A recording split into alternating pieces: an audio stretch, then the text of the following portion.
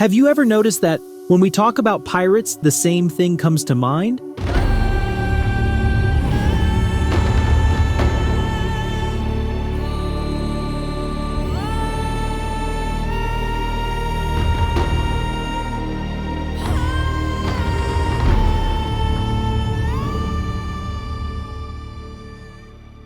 The image of a pirate in our minds appeared thanks to books and movies. The black flag with a skull, the hook instead of a hand, the eye patch, and many other things are fiction or exaggeration. In this video, we will talk about what the life and death of a real pirate of the Caribbean was like, why they never buried treasure, displayed a black flag, or had huge ships.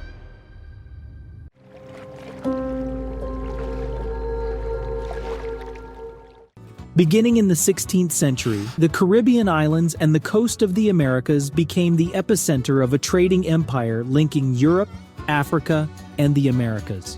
Merchant ships carried sugar, tobacco, coffee, precious metals, and slaves. This generated huge profits for the 5 leading colonial powers of the time: England, France, Holland, Spain, and Portugal. Following the profits came pirates who wanted to take a big bite of this pie. By the 1720s, piracy was at its peak. The generation of pirates of that decade created a real-world crisis. According to rough estimates, the total number of pirates in the world at that time was as high as 5,000. Never in history has their number been greater. So who is a pirate? The closest in meaning to the word pirate is a free sea robber, a criminal who, if caught, will be strung up on the gallows by the French, Spanish, and English. This kind of pirates include movie characters, Jack Sparrow, John Silver, Hector Barbossa, and real pirates, Blackbeard, Bartholomew Roberts, and others. Deserters, fugitive criminals, and ordinary sailors went to serve them. Another kind of pirate was the buccaneers. They spent most of their time not at sea but in the forest. For several months of the year they hunted in the forests and harvested meat. The buccaneers sold the meat to ships, but nothing prevented them from robbing some random ship that decided to stop in an unfamiliar bay. Buccaneers preferred not to attack the ship with shrieks and screams, but to sneak up stealthily from afar, shoot the sentries, and seize the cargo, which can be immediately sold to someone smuggled. As time went on, the buccaneers began to make much more frequent plundering raids, and then settled the nearest no man's island and turned it into a pirate base. I'm talking about the famous Tortuga. In the eyes of the state, the free sea robbers and the buccaneers were criminals, and piracy was a dangerous crime. The only punishment for it was execution. But then something changed. The more the countries confronted each other, the more they thought how to weaken their enemies, and someone came up with a brilliant idea. Why not employ pirates? Yes, they are murderers and scoundrels, but when they rob another country, they are useful scoundrels. That's how the privateers, legalized pirates, came to be. Governments of different countries began to give pirates official permission to rob the ships of their enemies. Suddenly, bandits and brigands became law-abiding servants of kings. The privateer found himself involved in a strange relationship with the government. He had to share part of his booty with the state, and the state also dictated which ships he should attack. In return, the pirate received protection. He could repair a ship in the port of his country, and if he was captured, he received the status of a prisoner of war.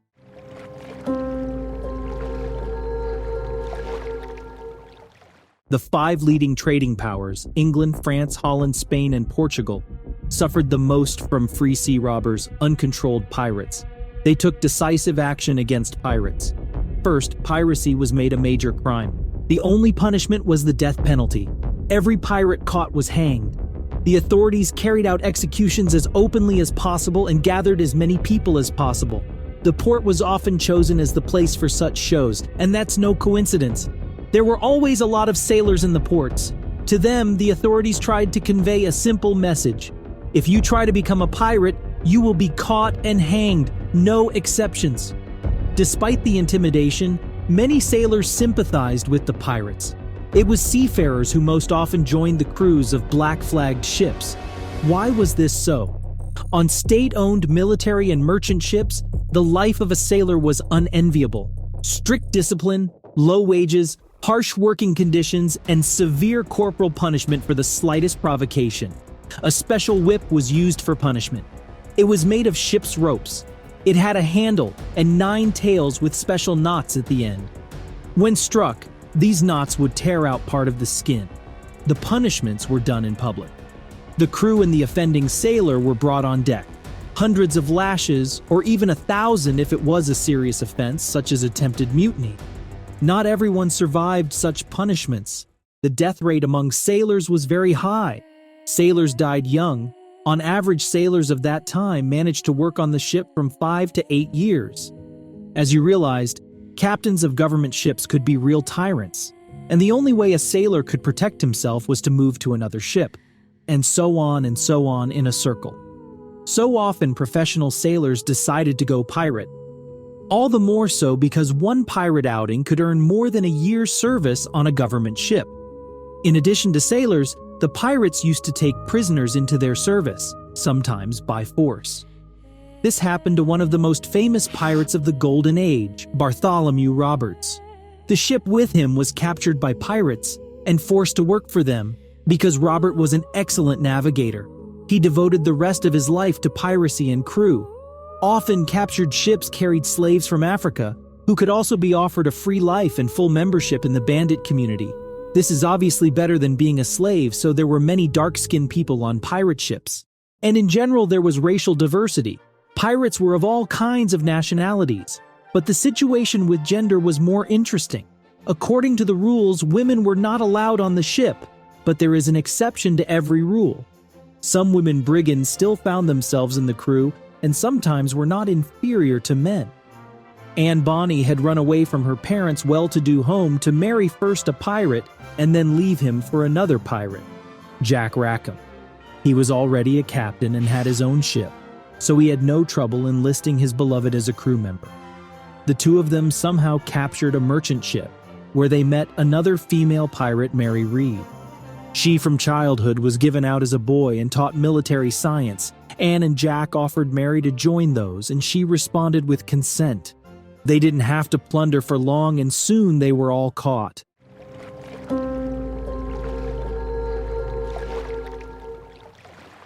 The life of a typical sea wolf was not much like what we are shown in the movies and not too different from life on a government ship. A pirate ship had its own, more flexible system of government. The pirates practiced a kind of democracy. The captain was chosen by public vote, and if he did not please the crew in some way, he could be stripped of his position. Thus, the captain had to reckon with his men because his power directly depended on it. In addition to the captain was chosen his deputy, quartermaster. The captain was responsible for strategic and tactical decisions, and the quartermaster was in charge of discipline and housekeeping on the ship. The money was shared equally. No booty, no reward. This phrase was a universal pirate rule. It is noteworthy that crew members in higher positions did not receive much more than the rank and file. For example, in the rules of Bartholomew Roberts was prescribed that the captain and quartermaster gets 2 shares of the booty, the boatswain and gunner and a half, the remaining commanders, doctors, carpenters, and others 1 1/4, and the rank and file 1. It was very different from the state ships, where the captain could get dozens of times more than his subordinates. But there were minuses in pirate life. The first and the most obvious being that you are a criminal, which means that if you are not killed in battle, you will be killed if caught.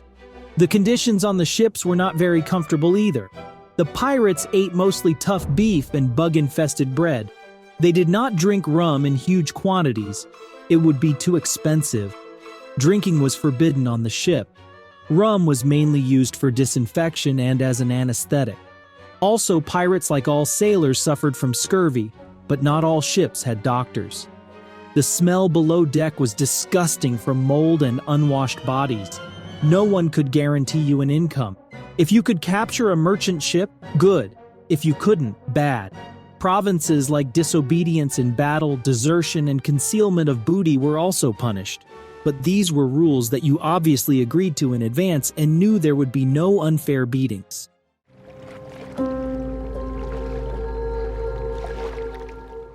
What did a pirate look like? Books and movies portray the pirate as a one-legged, one-eyed bandit with a bottle of rum and a parrot on his shoulder. Unfortunately, it's a fairy tale based on a fairy tale. Let's break it down. Injuries are part and parcel of pirate life, but one-eyed and one-legged pirates with a hook instead of a hand are Disney classics. A cripple would only get in the way of the other pirates, so they didn't keep such people on the ship. The black blindfold was the same. If it really covered the absence of an eye, then it is unclear how a one-eyed sailor could help the crew. Judge for yourself, human vision is binocular. Without one eye, he cannot normally determine the distance to objects, and generally much worse begins to orient in the surrounding three-dimensional space. There is an opinion that pirates wore blindfolds for other reasons. They help to adapt faster in the darkness of the hold during boarding attacks and better aim from a gun. But on the other hand, pirates were constantly badly injured during battles, and if you became an invalid, you could no longer help the crew and risk losing your livelihood in an instant. This situation prompted the pirates to create a kind of pension fund, where crippled brigands could receive compensation for hands, feet, or eyes at a special rate. Legend has it that the author of this system was Bartholomew Roberts. Another important attribute of piracy is the black flag with skull and bones. Was the flag definitely black? In reality, there was no single pirate flag. Even black was not the only possible color. Red was also actively used. Sometimes ships had two flags at once, which could serve as a signal for others. For example, if the pirates raised the black flag, they wanted to inform that they were ready not to touch the crew on condition that they would give the cargo without a fight, and if they raised the red flag, they threatened to kill everyone. But if the colors of the flag was only two, here are variants of the image. Many dozens. Pirates themselves came up with a variety of options that were supposed to remind of death. Skeletons, bloody hearts, sabers, cannonballs, spears, wings, and hourglasses. This is just a small list of what could be seen on pirate flags, and each captain had his own author's design. The most infernal flag attributed to Blackbeard. The flag depicted the devil clutching an hourglass in one hand and in the other a spear, which is ready to pierce the bleeding heart. But the funny thing is, we don't have any original pirate flags. I mean, there are no original flags like Blackbeard's or Henry Morgan's. All pirate flags that are kept in museums date back to the late 18th century or early 19th century. That is when the Golden Age was long over. This is probably due to the fact that it was unprofitable for pirates to keep the flags, because in case of capture of the ship, black flags would be irrefutable evidence for the court. In summary, we can say that the black flag is not a myth, but the pirates used it in a very different way than we are used to imagine. Most importantly, they did not go on the high seas under a black flag, because it is foolish to go on a journey with a flag that literally says, "We are thieves and robbers." Therefore, pirates more often used false national flags of different countries. In the holds of pirate ships could lie flags of France, England, Spain, and so on, for any occasion of life. Such camouflage helped pirates to disguise themselves if they came across a warship, and also allowed to achieve the effect of surprise when attacking. Imagine you're a peaceful merchant, you see a friendly ship coming towards you, and suddenly that ship changes its flag to a black cloth with a skull and goes on the attack. It worked great as an element of intimidation, sowing panic on the victim's ship, so they often surrendered the cargo without a fight. Speaking of cargo, what did the pirates do with the loot? If you believe the books, they buried it on distant islands and then drew maps with a cross marking the buried treasure. That's not true. The pirates realized that their lives were too short and there was no point in hiding the money because they would probably never come back for it. This is nothing more than a popular myth, just like the parrot sitting on a pirate's shoulder. A parrot is a completely useless bird for a sailor. The most you can do with it is eat it. So if pirates took animals with them, it was cats to catch ship rats.